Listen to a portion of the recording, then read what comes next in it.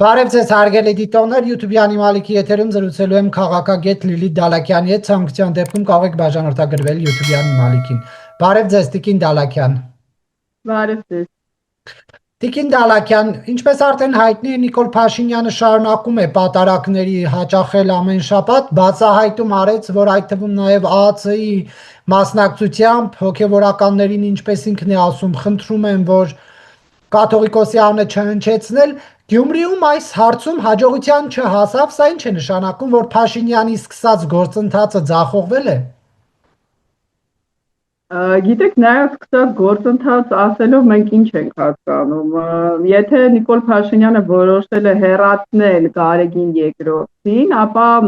ես կարծում եմ դա շատ դժվար բարդ գործընթաց է լինելու, որովհետև իմ կարծիքը մնում է նույնը, որ Գարեգին երկրորդի այստեղ գահակալում է, այսպես ասենք, պետք է եւ ձեռնտու է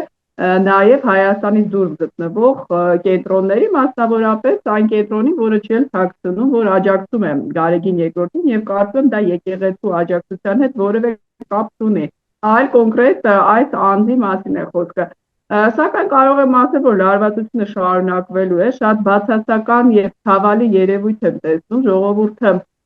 բաժանված է տարբեր խմբերի, մի մասը կողմ է, մի մասը ընդունում է Գարեգին երկրորդին, մյուս մասը չի ընդունում, բայց դեմ է այսպիսի գործողություններին, կա հատված, որ լիովին աջակցում է Նիկոլ Փաշինյանին եւ նրա քայլերին, ես մոտալուտ հանգուցալուծում այս հարցի շուրջ չեմ տեսնում եւ կարծում եմ, որ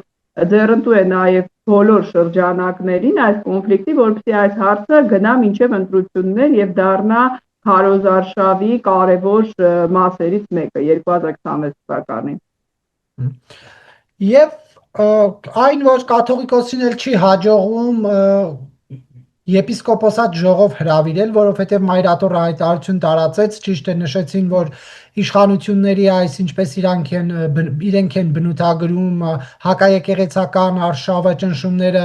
թույլ չեն տալիս կազմակերպել, բայց այնուհանդերձ սա ինչ է նշանակում, արդյոք կաթողիկոսը ունի դեռ իշխանություն, թե ոչ։ Դե եկեղեցին էլ է փաստորեն մասնատված տարբեր խմբավորումների, եթե կարող ենք ասել միջև։ Մենք տեսանք, որ Փաշինյանի հետ տեղի ունեցավ հանդիպում 10 եպիսկոպոսների, հետո սկսեց նրանց հանդեպ քննադատությունը եկեղեցու այլ հոգևորականների կողմից, մի թեմա աջակցում է Գարեգին երկրորդին, կան առանձին արքեպիսկոպոսներ, որոնք կոչ են անում նրան հեռանալ, այսինքն ես կրկնում եմ, ես կարծում եմ, որ Գարեգին երկրորդը ինքը վստահ չի իր ուժերի վրա եւ երկու խմբի է բաժանված, կարող ենք ասել այսօր եկեղեցին, չեն կարող նշել կոնկրետ առավել մեծ խումբը որն է, Նիկոլ Փաշինյանի աջակիցները ընդդեմ Գարեգին երկրորդի, իրենց ասելով եկեղեցին մաքրողները, թե Գարեգին երկրորդի աջակիցները, ես չեմ կարող ասել, որ խմբավորումն է առավել շատ, բայց գիտեք, ընդհանուր ես իմ տեսակետը կասեմ, ես Գարեգին երկրորդի ուրեմն գործունեությունը չեմ ընդունում, որովհետև ես չեմ տեսել նրա քննադատությունը, չեմ լսել նրա քննադատությունը նախկին օրինակ իշխանությունների հասցեին, թող ներկա իշխանություններին էլ քննադատի, իսկ նախկին իշխանությունները այսօր քաղաքականության մեջ են, որ ասում են ինչու խոսենք նախկինից, նախկին իշխանությունը հավակնում է դառնալ որոշ ներկայացուցիչներ ներկա իշխանություն։ Հաջորդը ես չեմ լսել Գարեգին երկրորդի քննադատությունը Ռուսաստանի հասցեին, Արցախում իրենց գործողությունների վերաբերյալ, դրա համար ես չեմ կարողանում ընդունել նրա դիրքորոշումը որպես օբյեկտիվ։ Մյուս կողմից ակնհայտ է, որ այս եպիսկոպոսները, որոնք մինչ այսօր լուռ էին, իրենք էլ ունեն խոցելի կողմեր, մամուլում դրա մասին բազմաթիվ հրապարակումներ եղան, որ նրանց նկատմամբ ժամանակին ընդհուպ մինչև հայկական ժամանակում են հոդվածներ տպագրվել, այսինքն իմ կարծիքով այստեղ խոսքը ոչ թե եկեղեցու մաքրման գործընթացի մասին է, որը ես կողջունեմ, այլ կամպրամատներով մի խմբին փորձելով կներեք իհարկե օգտագործել, այսպես ասեմ, մյուս խմբի դեմ, որքանով է այդ process-ը ճիշտ, ես ինքս մի հոգի եմ, չեմ կարող ասել, բայց որքանով տեսնում եմ լայն շրջանակները ժողովրդի որքանով էլ չընդունեն Գարեգին երկրորդին, այդքան էլ չեն ողջունում այս լարումը, որը ես տեսնում եմ, որ ավելի է խորանալու ժողովրդի տարբեր հատվածների միջև։ Տիկին Դալաքյան, կաթողիկոսից ինչ է ակնկալվում, օրինակ ինչու պետք է քննադատի 7-8 տարի առաջ իշխանությունից հեռացած Սերժ Սարգսյանին, շուրջ 20 տարի առաջ կամ ավելի շատ իշխանությունից հեռացած Ռոբերտ Քոչարյանին։ Ես նախորդ հարցի ժամանակ նշեցի, այդ մարդիկ հավակնում են իշխանության։ Ռոբերտ Քոչյանը չի թաքցնում, որ ինքը մասնակցելու է, ինքը չի հեռացել քաղաքականությունից, թե իր դեմքով, թե իր կուսակցությունով, դա արդեն կերև է։ Սերժ Սարգսյանը այսօր ներկա է քաղաքական դաշտում, հանրապետականը միշտ էլ նշում է, որ առանց իրենց որևէ լուրջ քաղաքական process չի կարող տեղի ունենալ։ Լևոն Տեր-Պետրոսյանի ՀԱԿ-ը որոշել է մասնակցել ընտրությունների, համենայն դեպս չկա տեղեկություն, որ չեն մասնակցելու, ընդհանուր մինչև Սամվել Կարապետյանի ուժը խոսում է նրանց հետ բանակցելու մասին, այսինքն նրանք անցյալ չեն, նրանք ուզում են դառնալ ներկա եւ ցավալիորեն շնորհիվ այս իշխանությունների այսօր ընկալվում են որպես արմատական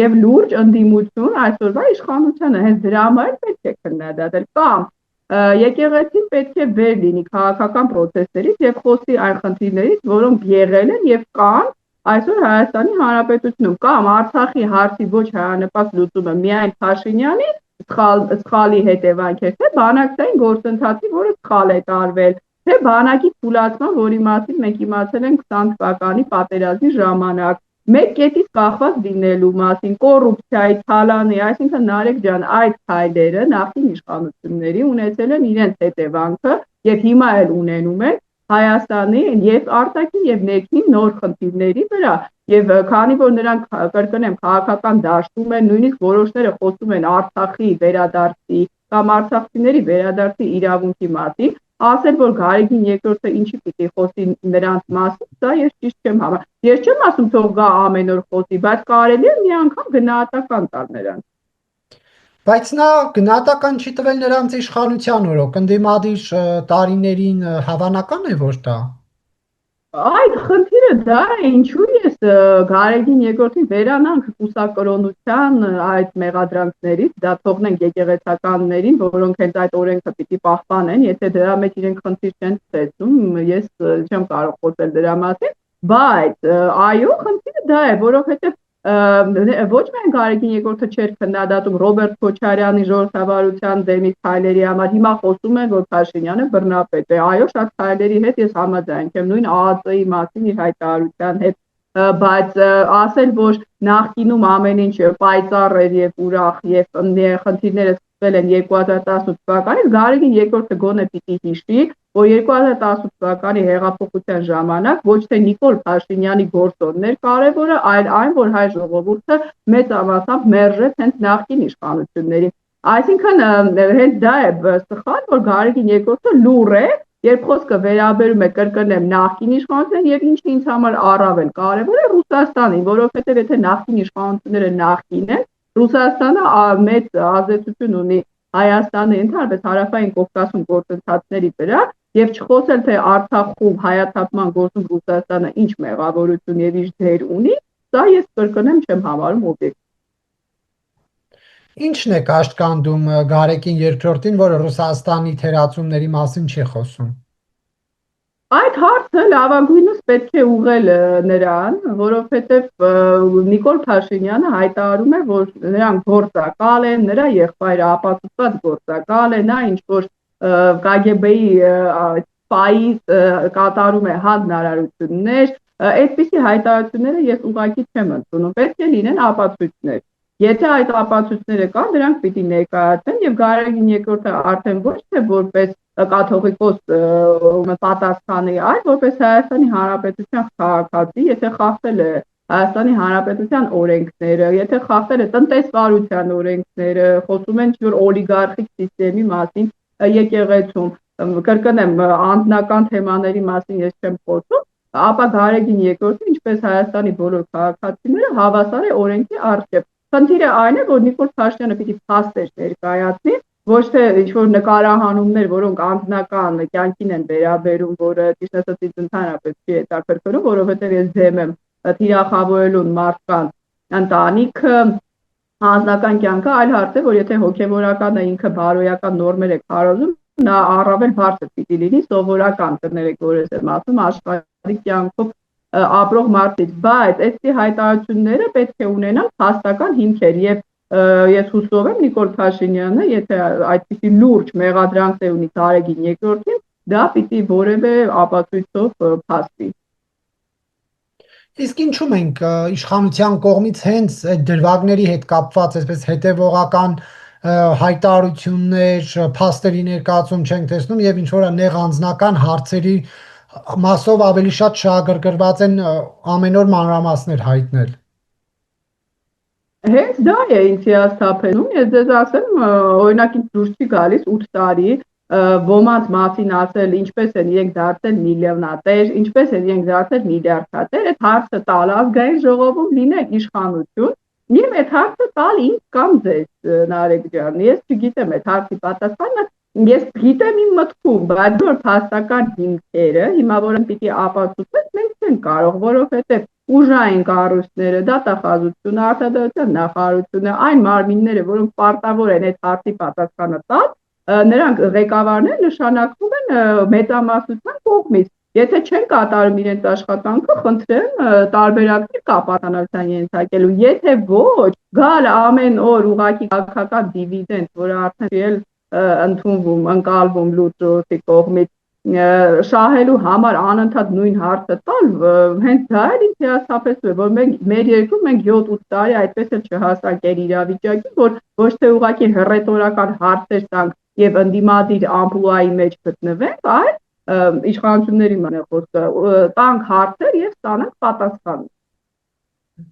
Տիկին Դալակյան, սա նախընտրական շրջանի հիմնական, այսպես ասած, խաղարկվող թեմաներից մեկն է լինելու, որ նշեցիք, միջև ընտրություններ ձգվելու է։ Այո, ես այդպես եմ կարծում, որովհետև այլևս այդ թալանը, մուրճը, չգիտեմ, շերեփը ես գոնե տեսնում եմ, որ ժողովրդի մոտ չի ընկալվում, ինչպես ընկալվի, կրկնեմ, եթե կոպեկ վերադարձնելը մեզ կտանի նրան, որ Նիկոլ Փաշինյանին հուսով ենք քաջ առողջություն, նա կապրի 200 տարի եւ մենք կունենանք ինչ-որ արդյունք այս տեմպերով։ Ես ասեմ, որ ուրեմն եվրոպական, հետսովետական շատ երկրներում, որտեղ անցումային արդարադատություն է իրականացել վետինգ լյուստրացիա, այդ գործընթացը շատ արագ կատարվել է։ Եթե պարոն Փաշինյանը խնդիր ունի եւ չգիտի ինչպես դա կատարել, մասնակիցներ կան, որոնք դա կարող են հուշել։ Իսկ եթե հատը ուղղակի նրան է վերաբերում, ձգենք անընդհատ այս ընդդիմության հետ շոուներով գնանք ընտրությունների,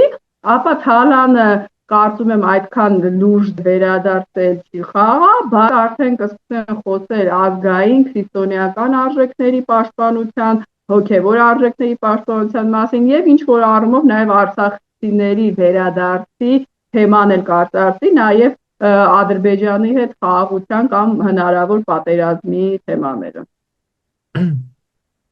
Տիկին Դալակյան, այլ որ նշվում է ռուսական ազդեցություն կա հայ առաքելական եկեղեցու վրա, մենք այս օրերին չենք տեսնում Ռուսաստանի ակտիվ աջակցությունը։ Մի անգամ Զախարովան է խոսել ասելով, որ սահմանադրության լիազորությունների չարաշահում է վարչապետի կողմից, մի անգամ էլ Կիրիլ երկրորդն է, չէ, նրա խորհրդականն է հայտարարություն տարածել, էլի նույն միտքը ասելով, բա եթե իրանք իրար հետ են գործում, ուր է Մոսկվայի աջակցությունը։ Մոսկվան, ինչքան է մենք սիրենք, դա աշխարհաքաղաքական կենտրոն է, նա ամեն օր չի կարող հայտարարություն անել Գարեգին երկրորդի մասին, բայց որերորդ անգամ շքանշաններով եւ Մարի Զախարովայի հայտարարություններով նշվել է, որ անընդունելի է հայ եկեղեցու, այսպես է ներկայացվում հանդեպ իշխանությունների ոտնձգությունները։ Այստեղ այլ հարց է, որ ամեն օր ոչ խոսի, ոչ են ասի Նիկոլ Փաշինյանը ինչի է պատարագի, այնտեղ Գարգին երկրորդի անունը չի գալիս, խոսելու բան չկա, երբ որ կլինի ձերբակալություն, երբ որ կլինեն լուրջ քայլեր, Գարգին երկրորդի կոնկրետ նկատմամբ, ոչ թե առանձին սրբազանների, ես կարծում եմ այդ հայտարարությունները կա, բայց թե ով որտեղ է պատարագ գնում,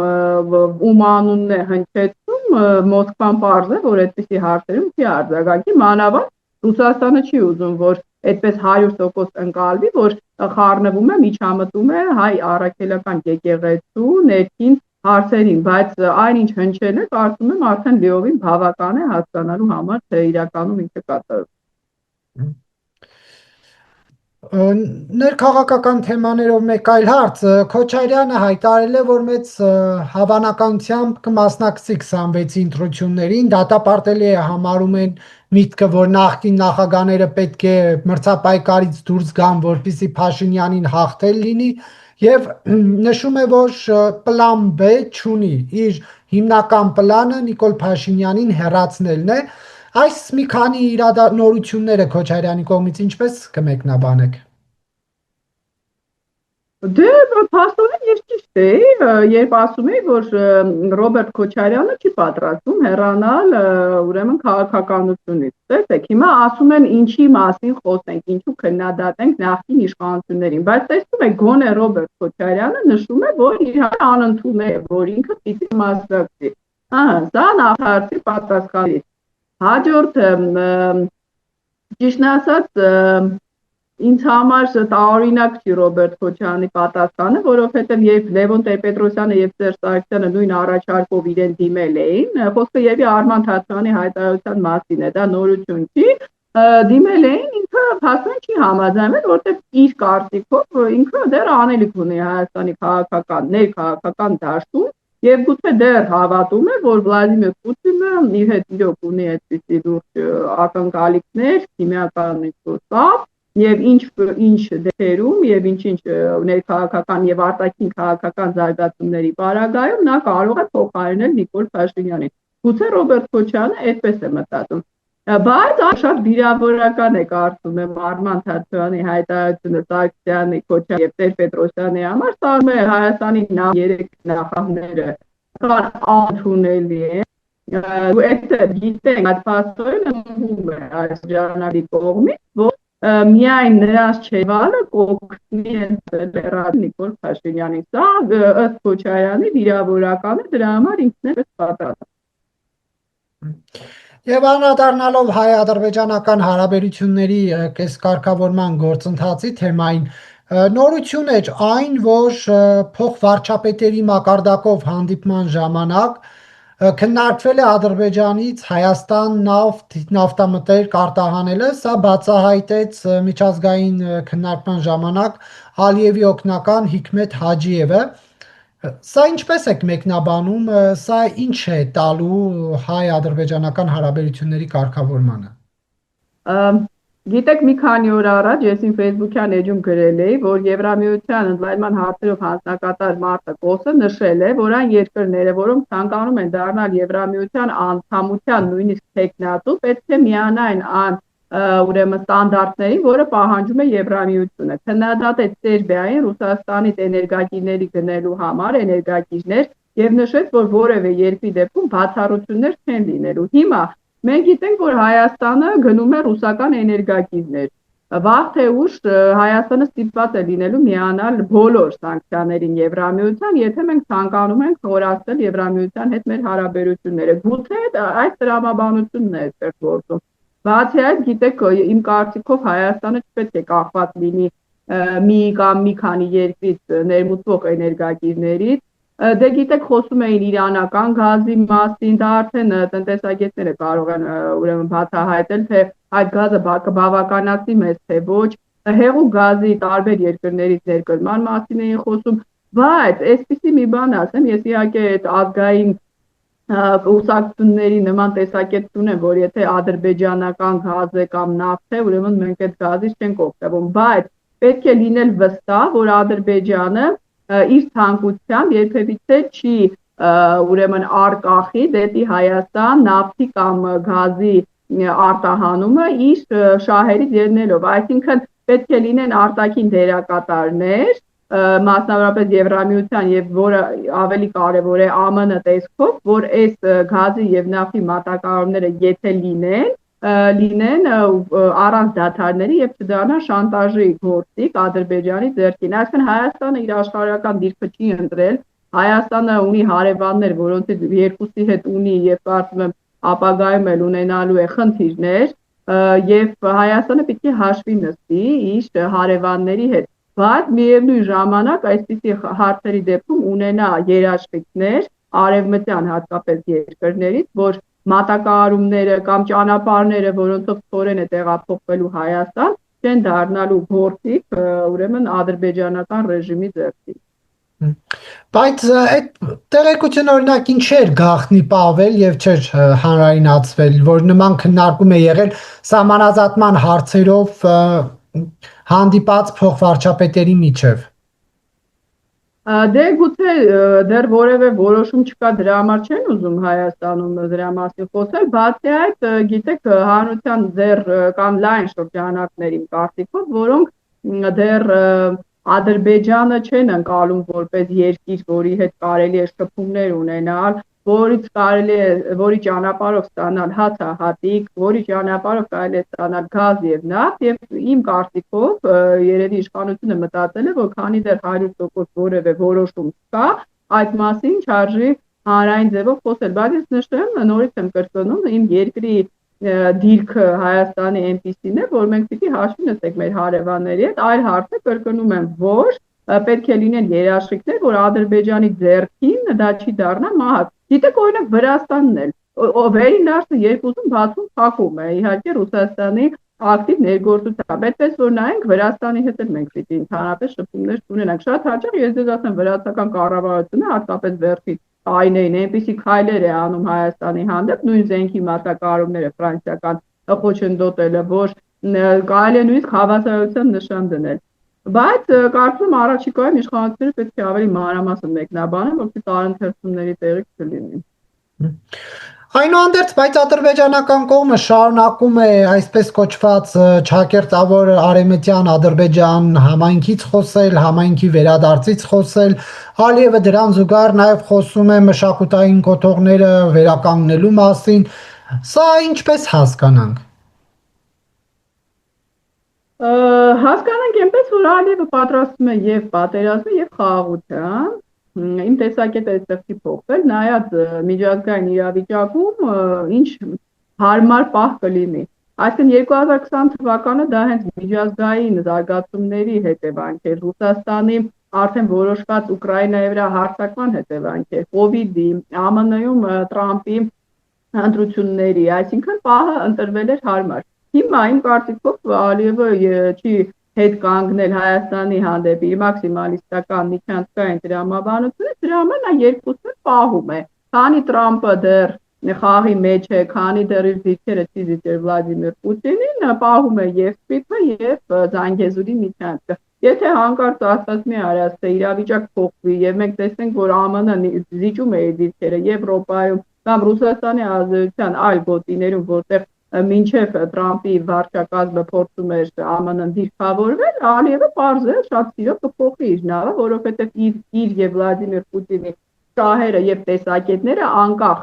երբեմն իբրև թե խժդժություններից միշտ էլ համընկել են որպես ավտորիտար երկրներ, իսկ երկուսն էլ ինչպես ժամանակին Ալիևը նշել է, Զանգեզուրի միջանցքի վերաբերյալ ունեն միևնույն տեսակետը։ Այնպես որ դրա համար Ալիևը երկուսն էլ օգտագործում է եւ ազդանշաններ է ուղարկում նաեւ Հայաստանին, ինչպես նաև միջազգային հանրությանը, որ Ռուսաստանին եւ Չինաստանին, որ այնպես չի Վաշինգտոնը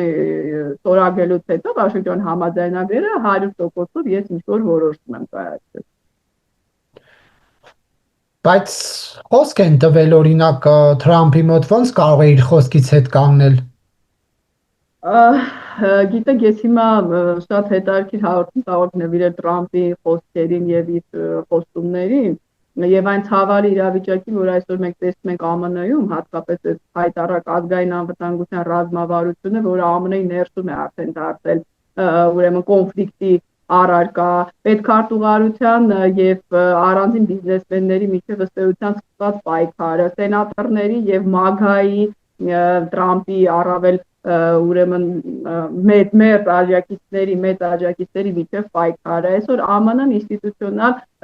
ճգնաժամի մեջ է եւ պարզ է որ բոլոր կողմերը սկսած Ռուսաստանից, Ուկրաինայից, վերջացած Ադրբեջանով եւ Հնդկաստանով չեն ցանկանում մերժել Տրամփին, որը անկանխատեսելի մարդ է, սակայն միևնույն ժամանակ տեսնում են, որ ինքը իր խոսքը կարող է օրը 2 անգամ փոխել։ Հենց վերջին օրինակը Ուկրաինային տված վերջնաժամկետն էր։ Հիմա ով է հիշում դրա մասին, Նարեկ ջան, հիշում եք, ասում էին մնաց մի շաբաթ, այստեղ էլ կային վերլուծաբաններ, որ արդեն Ուկրաինայի կապիտուլյացիայի մասին էին խոսում։ Այսինքն արժեզրկվում է խոսքը քաղաքական գործի համար իմ կարծիքով ամենամեծ սխալը հենց խոսքի արժեզրկումն է, որը ես կարծում նաև մենք այսօր տեսնում ենք Հայաստանում։ Այնուհանդերձ նախաստորագրված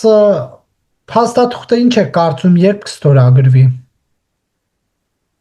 Դե գոնե պաշտոնապես Ալիևը դա կապում է Հայաստանում հանրաքվեի անցկացման փաստի հետ, իսկ մենք գիտենք, որ հանրաքվեն ընտրություններից հետո է անցկացվելու, նայած ընտրությունների ընթացքում ինչ արդյունքներ կգրանցվեն, բացարձակ մեծամասնություն կստանա իշխող կուսակցությունը, թե կունենա շատ փխրուն մեծամասնություն, կոալիցիայի ստիպված կլինի գնալ, թե ոչ, միանձնյա ղեկավարի Հայաստանի ներսում էս եկեղեցական պայքարը ինչ հետևանքներ կունենա, ժողովուրդը ում կողմը կներեք ես ասա կբռնի կամ հանրաքվեի վերաբերյալ ինչ տեսակետ կարտահայտի, այդ ընթացքում Ալիևը ինչ քայլեր կանի, որ հայ ժողովուրդը հանրաքվեին դեմ քվեարկի հանրաքվեի հարցին, այսինքն իմ կարծիքով Ալիևին ձեռնտու չի, որ Հայաստանում լինեն կոնստրուկտիվ ուժեր եւ հայ ժողովուրդը փակի այն կոնֆլիկտի էջը, որը տարիներ շարունակ եղել է Հարավային Կովկասում, փակել ես նկատի ունեմ, որ արցախցիների վերադարձի կամ ինչ որ կարգավիճակի հարց հետագայում հնարավոր չի, խոսքը մաքսիմալիստական, ուրեմն ոչ մի ցիզականության, ինչպես ասել Սերժ Սարգսյանը, դրա մասին է։ Այսինքն իրավիճակը միջազգային ասպարեզում ամեն օր փոխվում է եւ ես բացարձակապես վստահ չեմ, որ 2026 թվականին Ալիևը գալու է եւ Հայաստանի ստորագրի խաղաղության պայմանագիր գումարած ամենակարևորը ԱՄՆ-ում միջանկյալ ընտրություններ են լինելու, նայած Տրամփի դիրքերը ինչպիսին կլինեն, նայած նա կոնգրեսը կկորցնի թե ոչ, Ալիևը արդեն կմտածի, Ալիևը եւ իր այլ գործընկերները հիմնական։ Այսինքն հնարավոր է ընտրությունների մասնակցել իշխանությունը առանց խաղաղության վերջնական ստորագրած փաստաթղթի եւ դա ինչ անդրադարձ կունենա արդյունքների վրա։ Միանշանակ առանց փաստաթղթերի մասնակցելու, ես դրա վրա վստահ եմ, բացի այդ Նիկոլ Փաշինյանին էլ ինչ որ առումով ձեռնտու է, որ նա ասի, եթե ես ընտրվեմ, կստորագրի խաղաղություն, եթե ես չընտրվեմ, կլինի պատերազմ։ Իմ կարծիքով սա է հիմնական լոզունգը լինելու եւ դրա համար Ալիևն էլ է ձգում, Նիկոլ Փաշինյանի համար էլ դա կարմիր գիծ չի համարվում։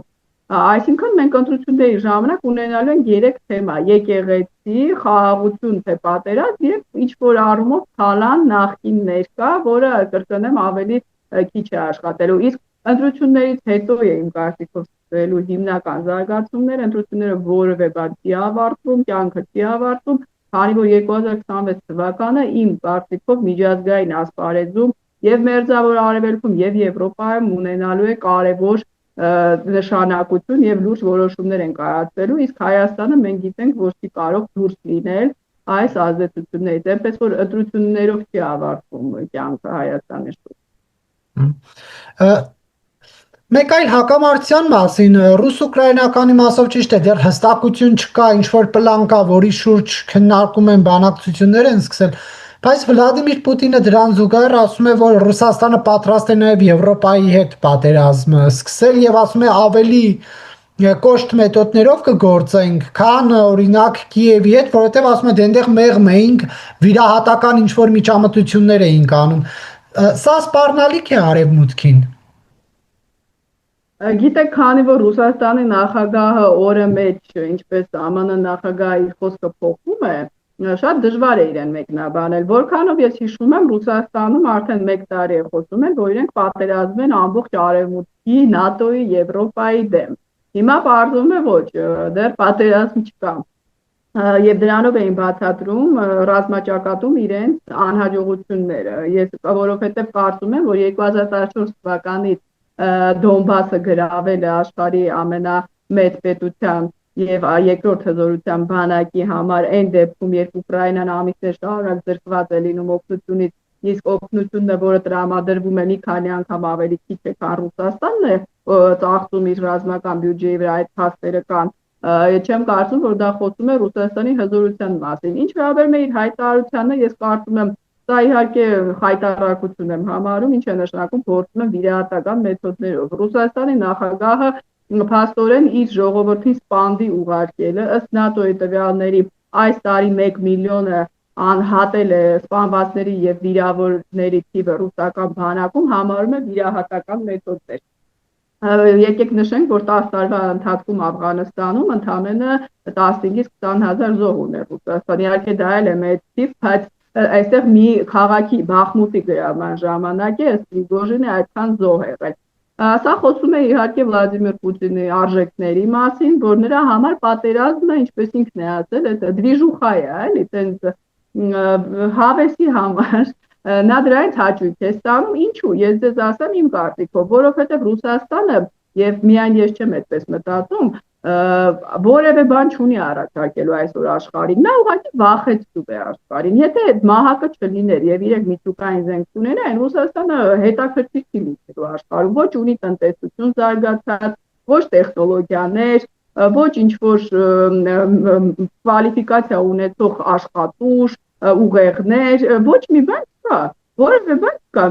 արդեն քանի տասնամյակ է Ռուսաստանը խոսում է իր ներքին արտադրության, հեռախոսի նույնիսկ արտադրության, մեքենայի արտադրության մասին, որը չեն կարողանում, չիպերի արտադրություն չեն կարողանում ստեղծել, իրենք նավթը, գազը վաճառում են, մինչև այսպես ապրում են, ժողովուրդը, խոսքը վերնախավի մասին։ Այսինքն այն, որ Ռուսաստանը ունակ չի Եվրոպայի դեմ պատերազմել, ես դրանում վստահ եմ, նույնիսկ Ուկրաինայի դեմ ունակ չի, այլ հարց է, որ ԱՄՆ ղեկավարը արդեն 3 ամիս է զրկել է Ուկրաինային օգնությունից։ Բայց քանի որ Պուտինը տեսնում է, որ Եվրոպայում չկա միասնական տեսակետ եւ Եվրոպան անընդհատ կամուկացի մեջ է, չնայած ես ասեմ կան մի քանի երկրների լիդերներ, որոնց խոսքը շատ դրական եմ ես համարում, բայց ընդհանուր առմամբ Պուտինը զգում է Եվրոպայի ժողովուրդների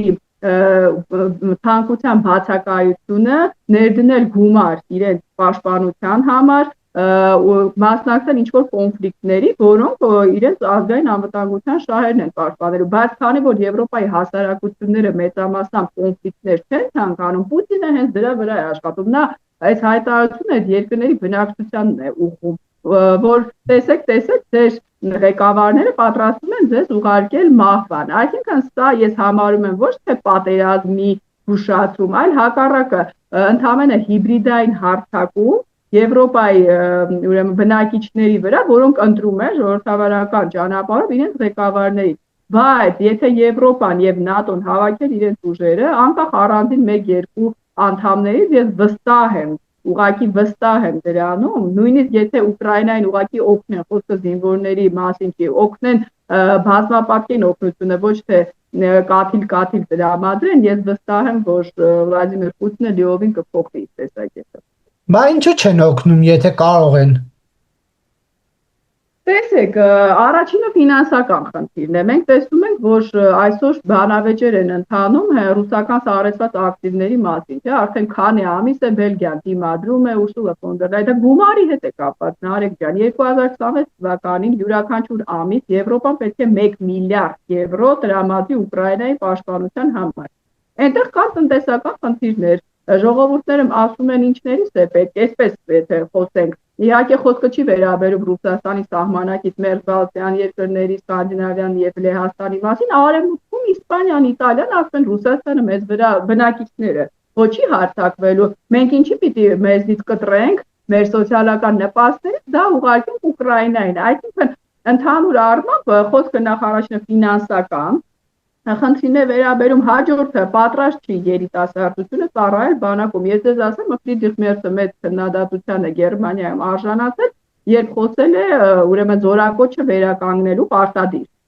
Հիմա դեռ կամավոր զորակոչի վերականգնման մասին, այսինքն Եվրոպայի հասարակությունները ցավալին դա է եւ դա շատ լուրջ թեմա է։ Այն է շարունակ ուղղակի մտածել են եւ սա ես Հայաստանի հասարակությանն եմ ուզում ուրեմն հղում անել, չնայած հասարակությունը մեծամասամբ լավ էլ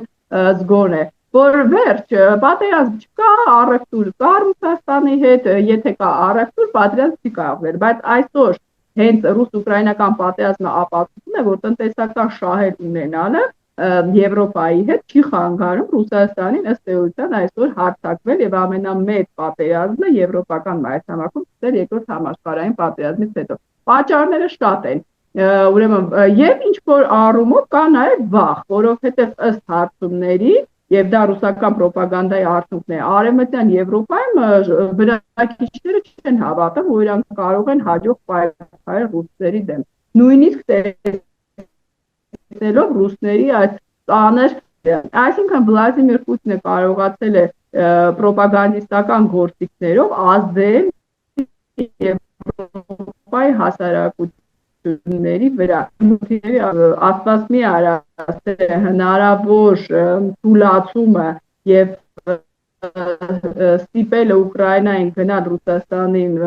կարևոր զիջումների իր անվտանգության հարցում անպայման իր ազդեցություն ունենալու է հարավային Կովկասում, որովհետեւ չմոռանանք, որ Հայաստանի եւ Արցախի վրա հարձակումից հետո էր, որ սկսեց Ուկրաինայում պատերազմը եւ ռուս արդեն տարբեր